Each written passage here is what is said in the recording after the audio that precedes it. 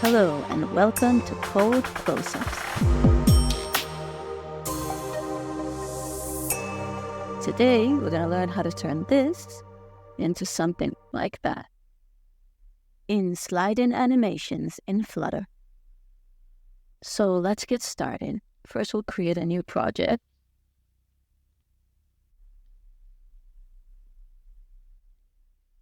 We'll call it slide-in animation.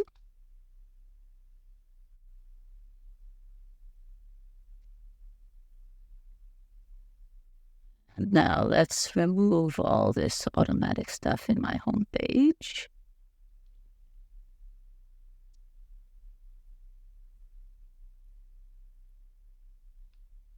In our body, we basically want a column.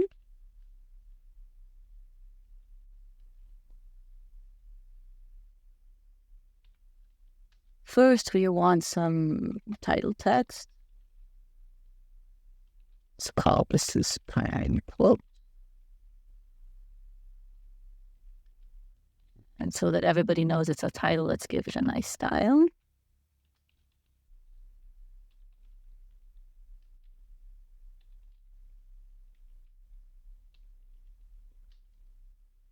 That's great. And we'll align it to the center.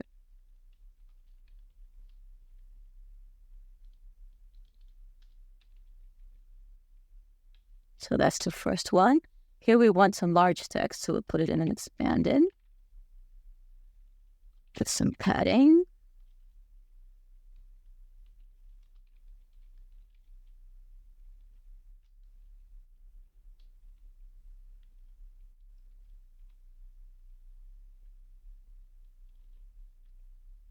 And the child will be all some long text. Let's put it also in the center.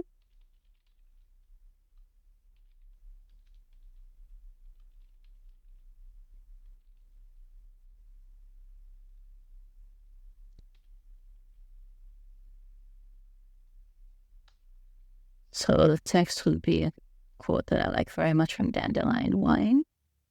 Some book by Ray Bradbury. Here let's also give it a style. The previous one was headline large, so this one will be headline medium.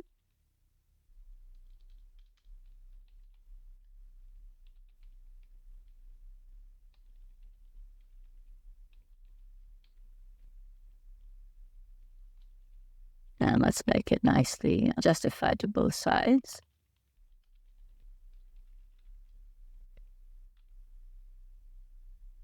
And after they expanded, let's put some more short text. This will be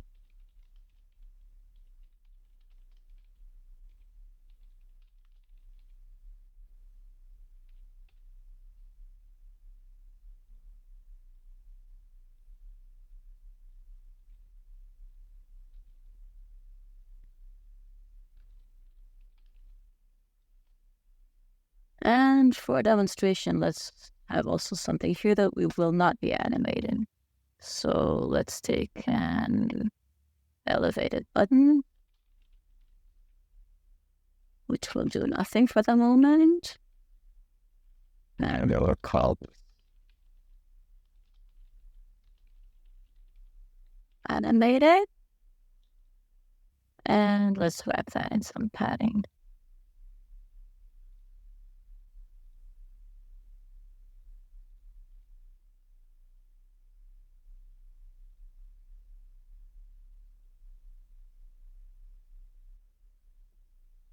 And that will look like this.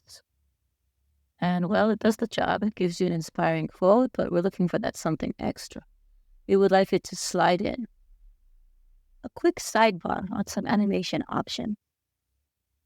First, we could use an implicit animation that works automatically, such as animated position. This video is an example from the widget page. However, animated widgets work when a parameter is changed, not on screen load. So this isn't good for us. Second, we can use a transition widget, such as positioned transition. This can be activated on page load.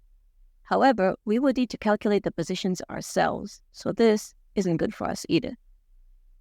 A third option is to use the animated builder, which animates its child, any child. If we use a transform widget as a child, the transform widget moves its child relative to its calculated position, so we would only need to define the offsets that we want. So this is good for us.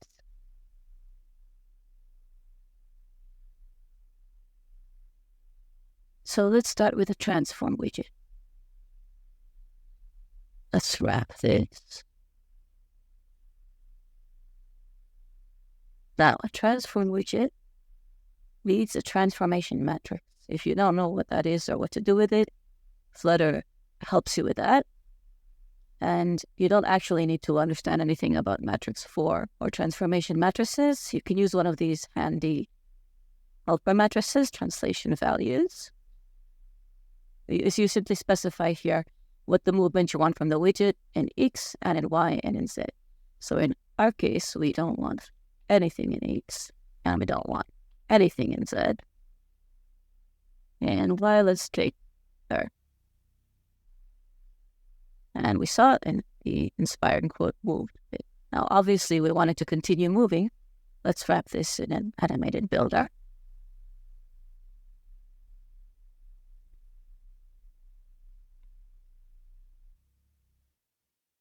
Now, an animated builder needs two things. It needs an animation, which we will create soon. And the context also receives an optional child. For the animation, we need to add the ticker provider state mixin. And we need to actually create our animation. Start with an animation controller.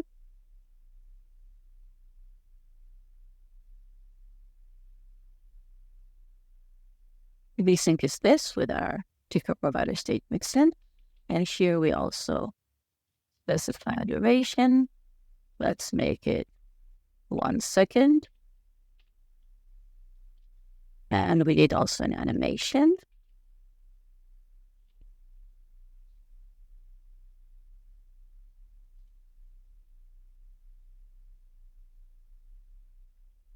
Let's take a curved animation. The parent is the controller. And the curve, let's take that's the how it's flowing.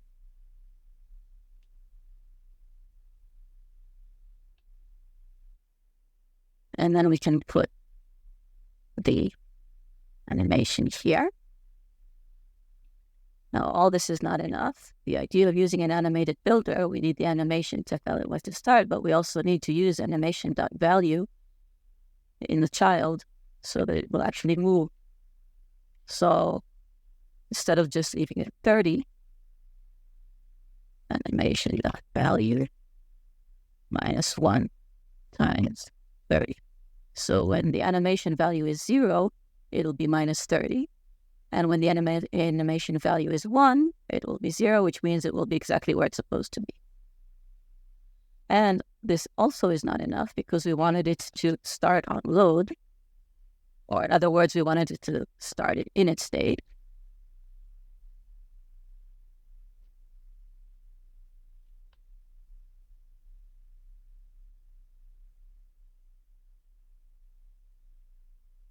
And it's coming from up instead of from down, which means we forgot minus here.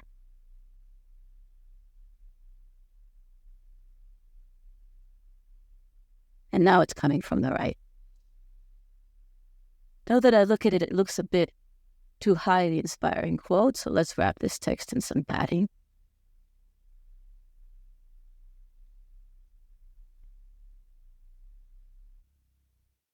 And there's our slide.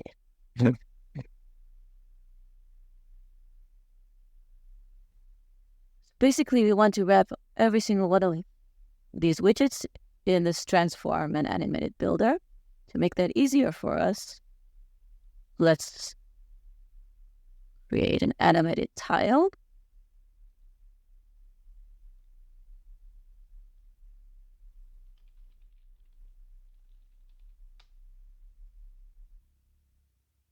Animated tile is here at the bottom.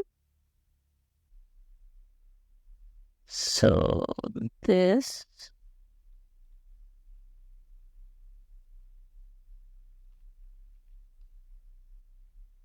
should actually be a child.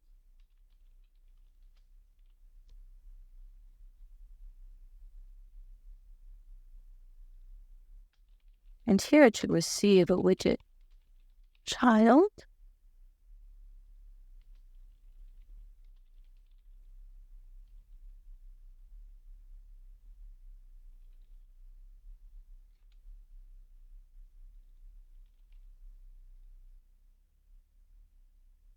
Child should be also passed to the animated builder and also used in the transform. And now if we restart, still works. Excellent. Now we can wrap these other widgets with the animated tile. Do not wrap the expanded. Flutter really freaks out if the expanded isn't in a flex widget like a column or a row.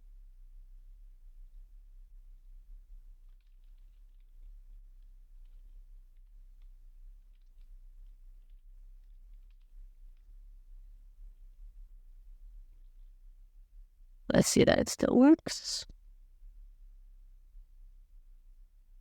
Now they're all sliding in together.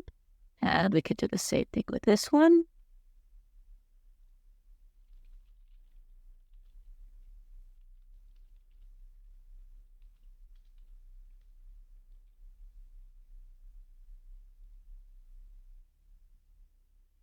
And now that all slides in together, notice that the unanimated button at the bottom is not animated. It stays constant. Now this is nice, but this is not really what I was looking for. I wanted more of a graduated slide in, that the top widget would slide in. Small amount, this would slide in more, and this would slide in the most. So let's add a slide parameter.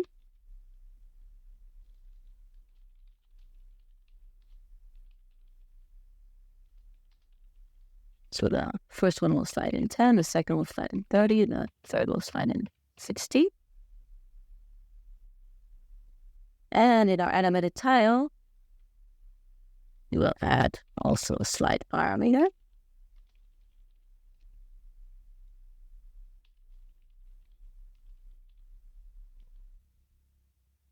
And instead of multiplying by 30 here, we'll multiply by slide.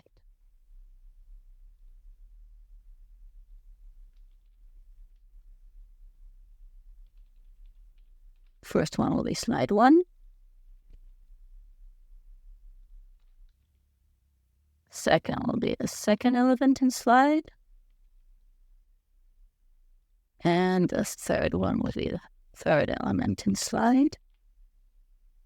And now, got a nice, smooth slide in. Can play with a duration. Can also play with the type of curve we want. For example, if we want it to look really odd,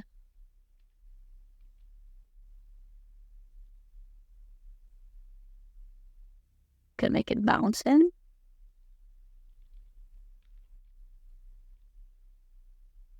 What we can also do is, instead of having it slide from the bottom, we could make it slide from the side by making the animation be on the X value instead of the Y value.